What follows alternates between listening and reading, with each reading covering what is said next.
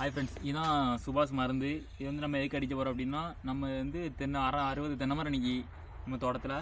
அதுக்கு தான் அந்த மருந்து வந்து அடிக்க போகிறோம். இது எதுக்கு அடிக்கும் அப்படின்னா, இந்த வண்டு எதுவுமே வராமல் இருக்குது. இந்த வாடைப்பட்டால் வண்டு எதுவுமே வராது. ஏன்டா செயற்கை மருந்து அடிக்க அப்படின்னு கேட்டிங்க அப்படின்னா, இந்த மருந்தால் மரத்துக்கு வந்து எந்த வித பாதிப்பும் ஏற்படாது. அதுக்காண்டி தான் நம்ம இந்த மருந்து வந்து சூஸ் பண்ணி அடிக்கும்.